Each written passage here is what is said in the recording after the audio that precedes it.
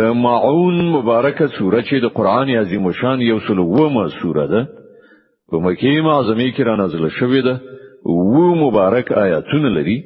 تلاوت او پښتو ترجمه یې له لومړي آیت څخه اوري بسم الله الرحمن الرحیم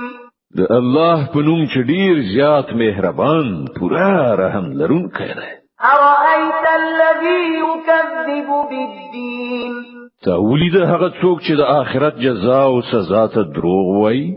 فذلك الذي يدع اليتيم ولا يحض على طعام المسكين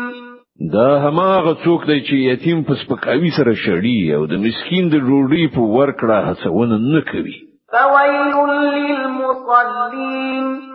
الذين هم عن صلاتهم ساهون الذين هم يراءون ويمنعون الماعون بیا تباهی ده د هغو المنځ کوونکو لپاره چې خپل مانځ څخه په غفلت کې لویدلی هغه کسان چې ریا کوي او خلکو ته د عادي اړتیا او شیانو لور کړي نه ډډه کوي